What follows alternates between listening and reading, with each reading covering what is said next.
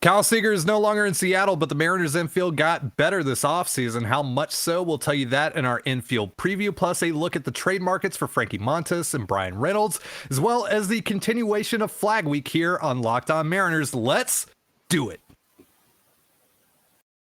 You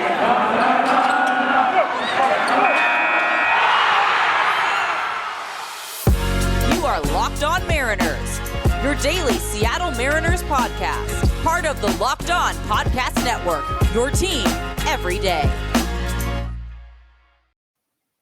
It is Thursday, March 31st, 2022, and this is Locked On Mariners. Thank you so much for making us your first listen of the day. I am your host, Ty and Colby, joined as always by my co-host, Colby Patnode.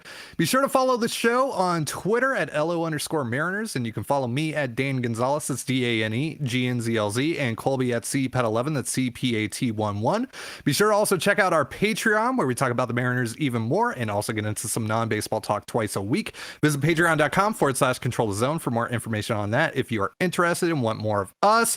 And if this is your first time joining us here, welcome to the show. If you like what you hear, give us a follow or subscribe wherever you're listening to this. We're also now on YouTube, so if you're watching this, hit the subscribe button, turn on the notification bell, and tell your friends. Most importantly, we'd greatly appreciate it. See, Colby's got it. Before we get into our first... It's somewhere. It's somewhere. I'm not like, sure how the mirroring works, so it's like I'm it's somewhere so down confused. in this area. It's somewhere below our dumb faces. So before we get into our first topic of the day, we're doing a giveaway. We started a giveaway on Twitter. That's the only place that you can go to enter. We are giving away 2 main level tickets to the Mariners home game against the Astros on Sunday, April 17th. We are, the 2 tickets are in section 126, row 33. So pretty great seats. If you're looking to have a nice view for one of the Mariners' first home games of the year, what you have to do, and there's going to be a link to where you can go for this in the description of this episode, whether you're listening to it on Spotify or watching this on YouTube or what have you. You have to first, you can, by the way, if you're watching this on YouTube right now, you can knock this part out right now. You have to subscribe to our YouTube channel. Take a screenshot, post a screenshot in a reply to our giveaway tweet on Twitter. That's what's going to be linked in the description below. And you also have to follow me. You have to follow Colby. You have to follow our Locked On Mariners account, and you have to retweet the giveaway tweet. I know it's a lot to do, but it's a great prize. It's well worth it. So be sure to do that. Be sure to click the link, check it all out. Entries will end on April 10th, the night of April 10th, 1 week before the game. And the winner will be randomly selected and announced on the April 11th episode of Locked On Mariners. And then the tickets will be transferred to the winner via Ticketmaster. So again, be sure to check that all out and score yourself a couple of tickets to go see the M's play the Astros. So with that out of the way, let's preview the infield. The Mariners obviously lost Kyle Seager after declining his option. Then he eventually retired. They are effectively replacing him with Eugenio Suarez, who comes over as part of the Jesse Winker trade with the Reds. They also got Adam Frazier in a deal with the Padres before the lockout. And they're getting a full season of Ty France at first base. And of course, they have a Gold Glove caliber shortstop in JP Crawford. Colby, how are you feeling about the Mariners infield heading into 2022? A lot better than the outfield. It's interesting. The outfield certainly has more upside, but the infield has, 5 guys in it that I feel pretty confident I know what their floor is and what their ceiling is. It starts with JP Crawford at shortstop. Gold Glove caliber shortstop. He's going to hit for a pretty good average, get on base a good amount, but not much power. He's just going to post a 3-win season, and we're all going to be okay with that. Adam Frazier was an all-star last year. He's also going to hit for a very high average, make a ton of contact, line drives all over the place. It's the floor. There's so much floor here. It would be shocking if the reason the Mariners didn't make the playoffs, or if the reason they didn't live up to expectations, was because the infield underperformed. That would be pretty surprising. Ty France is just going to hit. We know that. The one thing about the infield is it is lacking a little bit of power, and that's why Eugenio Suarez is so important at third base. He's got to provide some thump. You have to have it come from somewhere. And right now for the Mariners, they're banking on it coming from Suarez and the outfield. And that works just fine so long as Suarez isn't hitting, a $175 with 290 on base percentages. Although that's not too far off of what Seager did last year. So, there's plenty there, and there's actually some pretty good depth. It's shallow, so I guess it's not really depth, but like Adam Frazier can play across the entire infield. Abraham Toro can play first, second, and third. Dylan Moore is going to be in the organization. He can play all around there. Ty France could play second and third if you really needed him to in a pinch. And they should just never let Suarez play shortstop. I think I'd rather have Jared Kelnick play shortstop than Eugenio Suarez. So, I think we established that yesterday, right? Like Suarez, it's not often that you see guys going from third base to shortstop. And like I said, there's a reason yesterday, like I said yesterday, it did not go well whatsoever. So, look, we got a plus defender at shortstop in JP Crawford. We got a plus defender at second base in Adam Frazier. Ty France graded out above average at first base. Should have probably gotten some Gold Glove votes more than he did. And then Suarez is fringe average, I would say, maybe average at third base. So defensively, they're going to be pretty solid. How do you think this all comes out offensively, though? You talked about the power, but for just the rest of the offensive profiles, particularly JP Crawford, who finally figured some stuff out at the plate last year. Yeah, I don't know how much there's left for JP Crawford to get to in terms of hit tool and power. It's average bat speed. It has been since the day he got here. There's just not a lot of natural power there. He's not big or strong. He doesn't have a quick bat, so there's just not a ton there for power wise. So I think 9 to maybe 15 if he really leans into it this year. That's probably the max there. And also, the swing, as I said, it doesn't have great, he doesn't have great swing velocity. So it's just hard to imagine where more hits are going to come from. I think what you see is what you get with JP. That doesn't mean he won't have a little bit of a lucky. The ball might bounce a little bit lucky for him once or twice, and he ends up hitting above about 270, which I think is a fair expectation between 255 and 270. And I think he's going to walk 10, 11% of the time. So he's probably going to post. I would say I would expect 260, 340, 375 as a triple slash, something in that range with the plus defense at shortstop. And then on top of that, you got Frazier, who had a down year in 2020, but came back.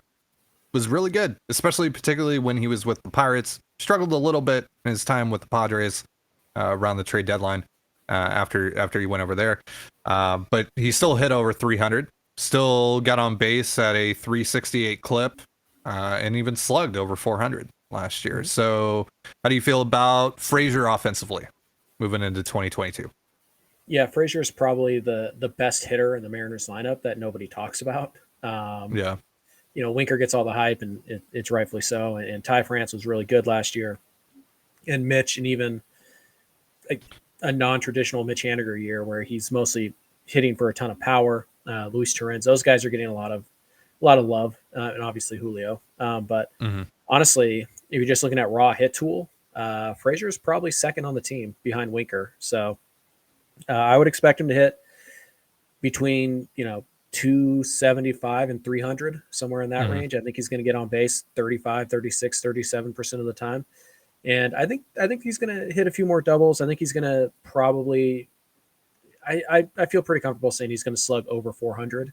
And in the first half with Pittsburgh, he slugged like 467. So it's mostly doubles, but there's a little more pop there. So I think something in the, let's just say 280, 350, 400 range, I think is a reasonable expectation. And then France, what do you think about France? Maybe adding some more pop to the lineup than he has in the past. Do you think that's possible? Yeah. The thing about France's swing is that there are a lot of moving parts to it, but it works. It's not.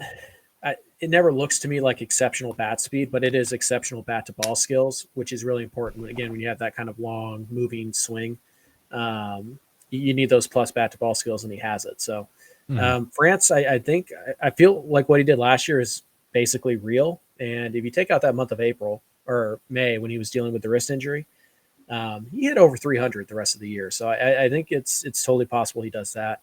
In terms of expectation, I would probably expect somewhere in the 280, 340, 450 range. But I wouldn't be shocked at all if he slugs, 25, 28 home runs, and that slugging percentage starts to push over around 500. Yeah. And then with Suarez, I mean, I planted my flag on him yesterday in yesterday's show. I think there's a lot of upside there for him to bounce back. Toro, you're getting a full season of him, and he just keeps on hitting in the spring, and he looks like an above-average glove at third base. That's really exciting. He got better at second base last year as the year went along. Still had some issues there, at times, but... And then, Dylan Moore, I mean, is at least pretty good defensively. I know how you feel about him offensively. I also have my concerns about him offensively, particularly with the end zone contact rate and stuff like that. He's well below average in that sense, and it kind of feels though that if he got a bit more aggressive at the plate, he would have more success offensively. Instead of constantly putting himself in disadvantageous situations where he's working his way back from down 0-2, 1-2 all the time. Like, it just feels like that's a constant for Dylan Moore. So I feel like there is some potential there for Moore, and he, like Toro and like Frazier, is also having a pretty good spring. So maybe he builds off of that, and is at least he's not gonna play as much as he has over the last couple of years, just because Toro is here now and Frazier is here now, and they have Suarez, and obviously the outfield right now is going to be trying to churn out Rodriguez and Winker and Haniger and those guys, and Kelenic, of course. So there aren't going to be a ton of opportunities for Demo, but I think when he does get those opportunities, that's kind of a guy to watch there, because you never know. There's certainly potential both in the bat, especially from a power standpoint, and then defensively. We'll see if maybe he's a late game defensive substitution. He's also your best base runner right now, in terms of at least stolen base potential, I would say. Yeah. He led the team in stolen bases last year, so yeah, he's a good pinch running candidate, late game substitution type of guy. I wouldn't be surprised if Moore ends up playing 3, 4, maybe even 5 times a week, just in terms of not starting, but coming in as a late game substitution.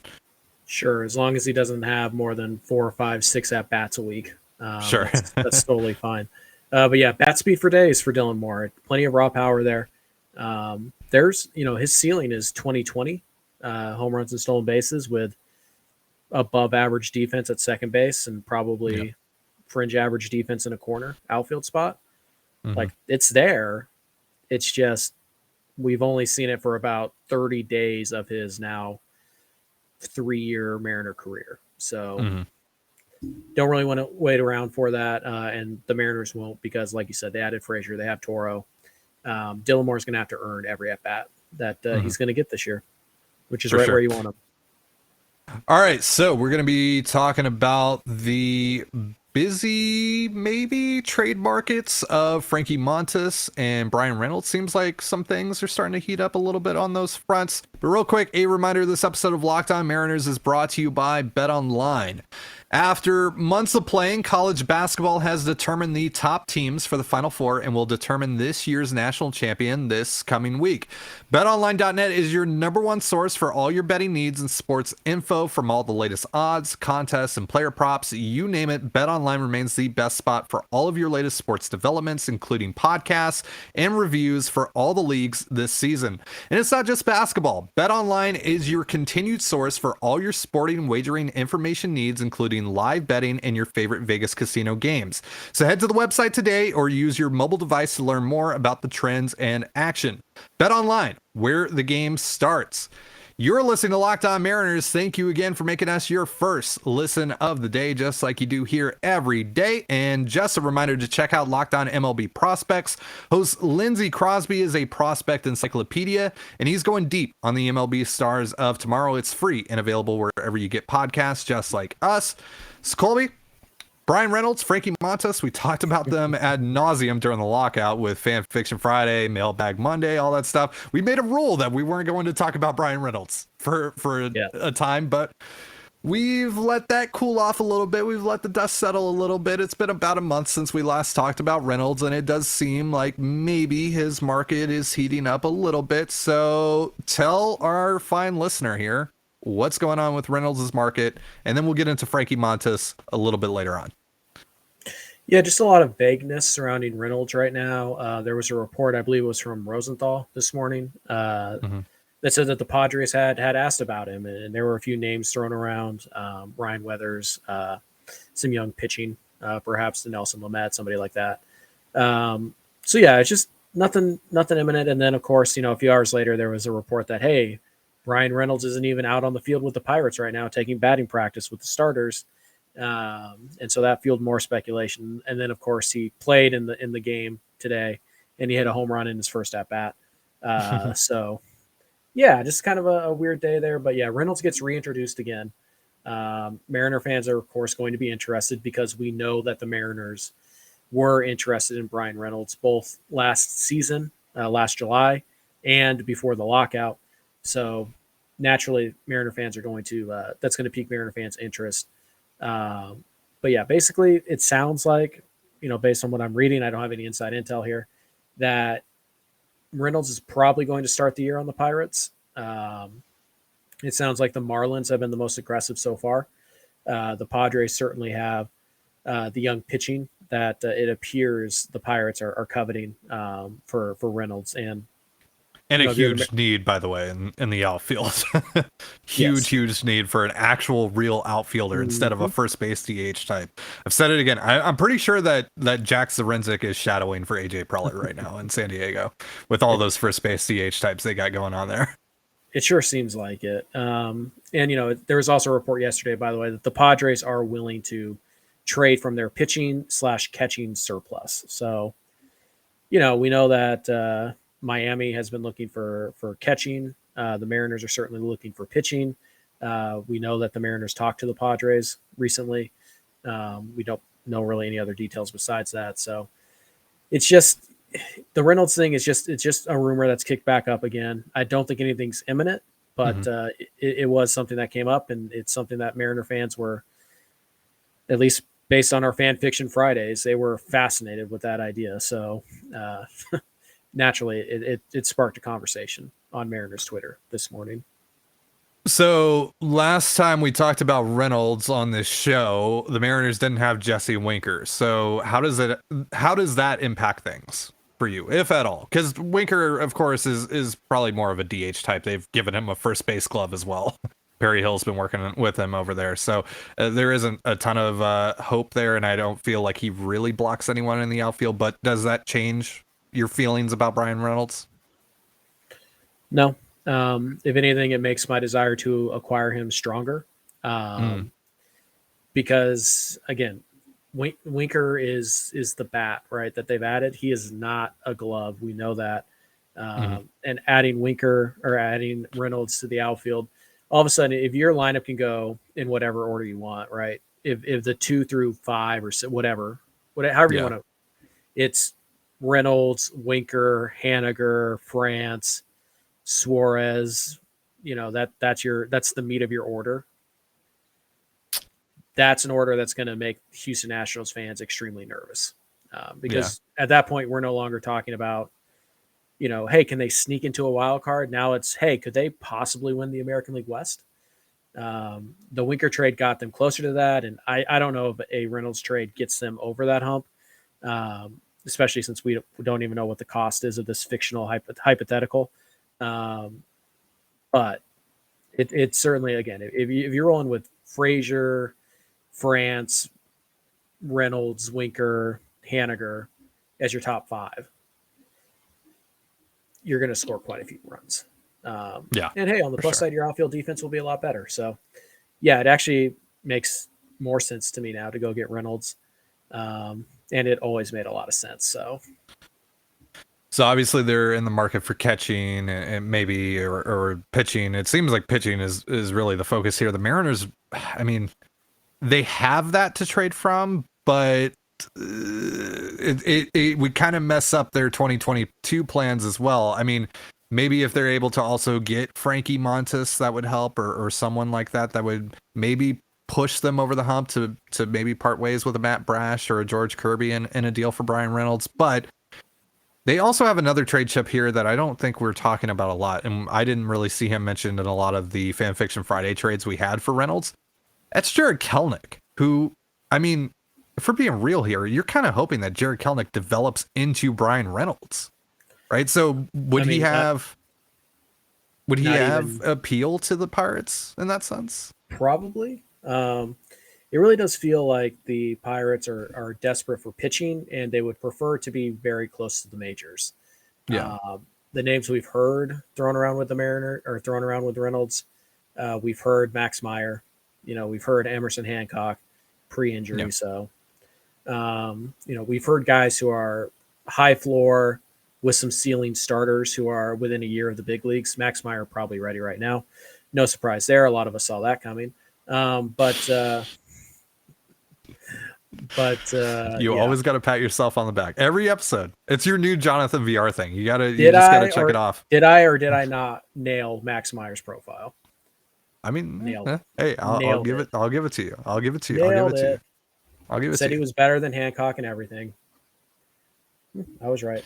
Anyways, so yeah, it sounds like they want young pitching. The Mariners really can't offer that without hurting their roster. I mean, they have Kirby, they have Brash, but one of those guys is going to be in your rotation to start the year, and you're kind of counting on both of them to give you starters innings this year. So unless you're also getting like a Brubaker back or somebody like that, you're probably not trading Brash or Kirby. You're definitely not trading Gilbert. So yeah, you kind of start to run down the gamut. You say, well, I mean, can Kelenic be the piece? And then like we know you guys like Hancock. If we give you Kelenic and Hancock, is that enough? And I think it probably would be for Pittsburgh, but it does appear Pittsburgh is dead set on getting that potential, top of the rotation arm for Reynolds. And the Mariners just don't have that to offer where it would make sense for them to give it up, if that makes sense. Right. So would Frankie Montas change that for you? I mean, obviously you're going to have to give up something for Montas as well. That's going to be pretty nice. Something that you could potentially use in a Bryan Reynolds trade. And you don't want to completely just deplete your farm system here in one go. So you don't want to, so it seems like, it would be, I don't want to say there's a 0% chance that they could get Montas and Reynolds, but because they could do it. It is technically possible, but that just seems like a huge, massive stretch for this team right now to invest a lot of their resources into those two guys on top of what they already gave up for Winker and Suarez. So, but talking about Montas here, if they did get Montas, which, I mean, there's that weird account that said that they're apparently the front runners. And then, Rosenthal yesterday said the Mariners feel that they have the best offer for Montas. Would that change things for you in terms of maybe parting with Brash or Kirby or someone like that in a Bryan Reynolds trade? Well, I don't think the Mariners should do both. Right. Because again, yes, the Mariners have a good farm system, and yes, they could trade a Kelenic and they could trade a Brash or a Kirby and still have a pretty good farm system. And the goal is to win major league games. So not necessarily opposed to it, but you do have to be careful that you kind of empty the box now. And then you get to July and it's like, well, now we have to overpay because we don't have our depth. So it's one of those things where you kind of have to walk a fine line. And what you acquire with Montas is what it takes to acquire him is going to probably directly correlate to what you can give up for Reynolds. So, I mean, if you could get Montas for like Adam Macko and Zach DeLoach, A, that deal probably would have already happened, but B, fine. Then yeah, you can still trade Kelenic and Hancock for Reynolds and be fine with that. But Montas is probably, I I'm going to guess Hancock is in that trade. Mhm. This fictional trade, this fictional offer we don't know about. But we should point out that we had heard that the asking price on Montas was debilitating, I guess is the right word. Like Right. it was It beyond was steep. it was a lot for someone of Montes' stature. And plus, by the way, there are some concerns about how his game will translate to a different ballpark. Obviously, he's been pitching in a very big Oakland Coliseum. You know, how is that going to translate to going to T-Mobile Park, where the fences were recently brought in, you know, a few years ago, and all that stuff? There's been an uptick in home runs at T-Mobile Park. How is that going to translate? There are concerns about that, and then there's obviously the caveat of him only being under club control for 2 years. So you Right. got to take all these things into account. But Colby, we're running short on time here, so let's start getting into our flag players for today's episode. We've been doing Flag Week. For those that are maybe joining us just now and haven't listened to our last 3 episodes, could you quickly explain what Flag Week is? Sure. Basically, Ty and I are picking 5 players each who we just really like. It's not necessarily that we like them more than the average person. It's not necessarily that we are expecting them to do better than most people are expecting them. These are just guys that we really like and we think are going to have really good seasons. And maybe some of that is, hey, we think maybe you're overlooking this guy, or maybe some of it is just I really like this player. I can't wait to watch him play. So we're just planting our flag in these guys, staking our claim as being on the bandwagon, essentially. Sure. All right, so you had first pick yesterday. You went with Logan Gilbert. You went with Luis Torrens and Abraham Toro. Before that, I picked Eugenio Suarez and Jarred Kelenic. Okay, yeah, so now I remember. So I lied earlier. I said Eugenio Suarez was my pick yesterday. I totally forgot. I picked Jarred Kelenic yesterday. Eugenio Suarez was my Tuesday pick. And I also picked Matt Brash on Monday. My days have been all mixed up here.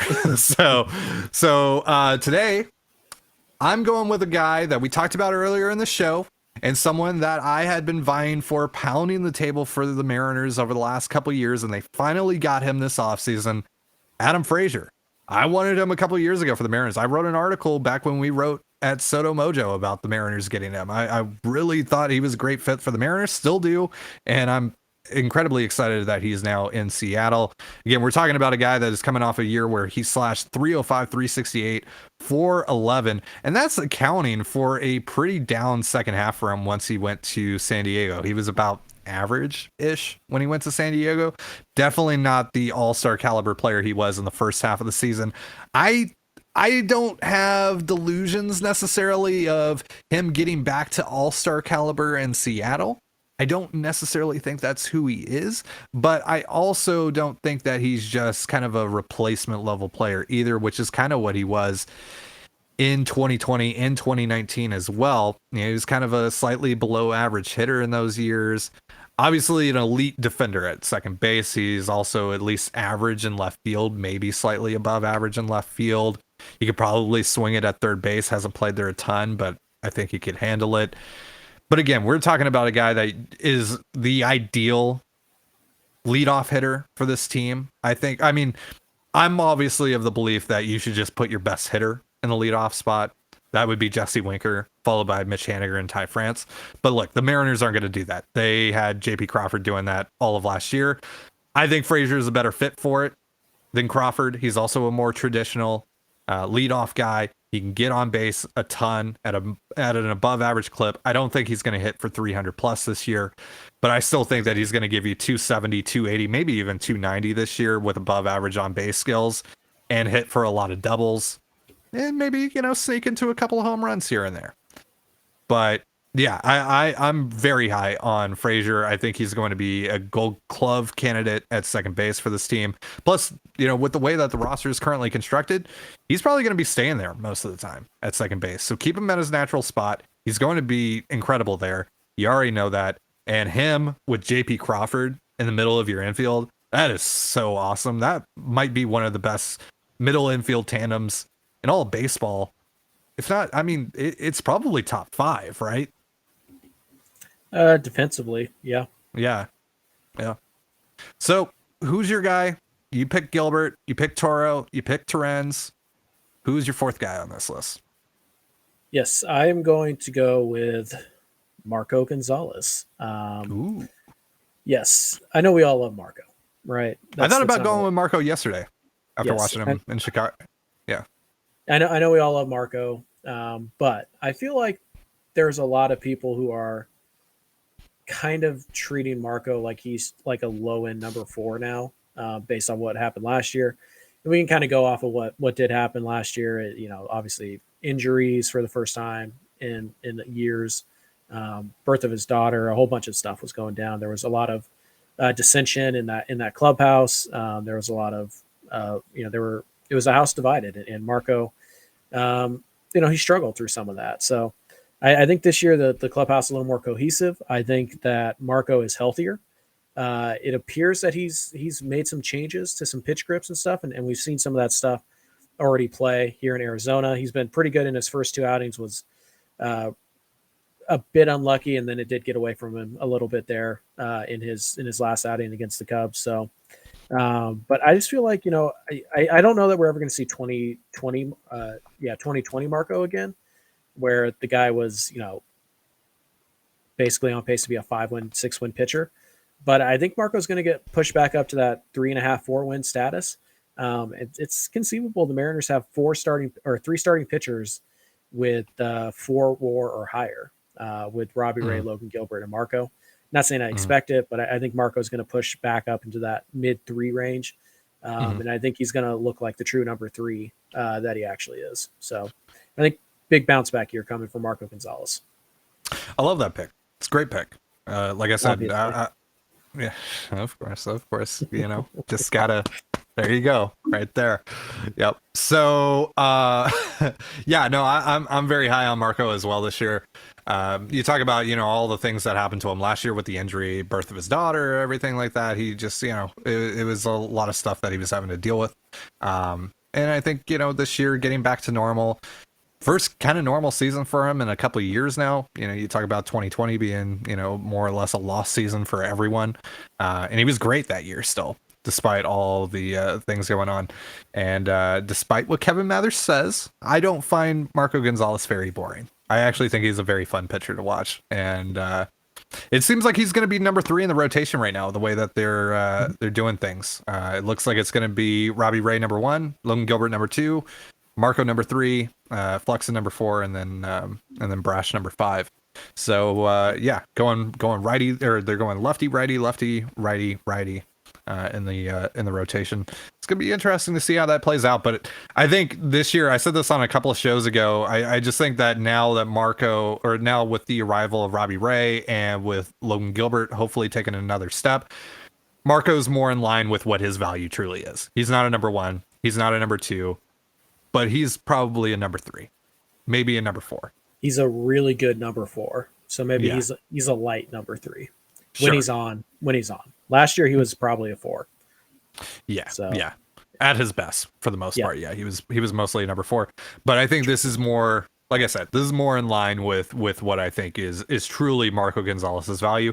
And that's indicative of the work that the Mariners have been able to do here in the rotation. And it's starting to form together and look more like an actual competent major league rotation, one that can contend and one that can go toe to toe with the best of them. And we know that Marco can go toe to toe with the best of them on any given night. So it's going to be exciting to see if he's able to bounce back. It's going to be exciting to see how Adam Frazier fits into the mix. And that is going to do it for our show today. Again, be sure to enter our giveaway. Get a couple of main level tickets to go see the Mariners play the Astros for the first home series of the year. Again, link for that, for the tweet that you got to retweet and all that stuff. And again, you got to subscribe to this YouTube channel. So if you're watching right now and you haven't done it, do it. It's below our faces. I don't know. It's somewhere. Somewhere. So do that. Hit the link, retweet, follow us on Twitter, all that good stuff, and you'll be entered for a chance to go see the Mariners for the first home series against the Astros. It'll be a lot of fun. Those are great seats. I'm pretty surprised by the deal that I was able to get when I bought them last night. So it's gonna be a lot of fun for whoever wins those. Yeah, so be sure to enter and don't miss out on your shot to do that, but do it right away. Get in early. That's going to do it for our show. Like I said, thank you so much for joining us here on Locked On Mariners. For Colby Patnode, I'm Ty and Gonzalez. Be sure to give us a follow on Twitter at LO_Mariners. You can follow me at Dan Gonzalez. It's DANEGNZLZ, and Colby at CPAT11. That's CPAT11. You can also find all that stuff in the description of this episode. And thank you again for making us your first listen of the day, just like you do here every day. Now, make your second listen of the day Locked On MLB. That's where Paul Francis Sullivan, and please call him Sully, brings you his unique perspective on the Major League's present and past. It's free wherever you get your podcasts, just like us. So have yourself a beautiful baseball day, and we will see you on Friday. Peace.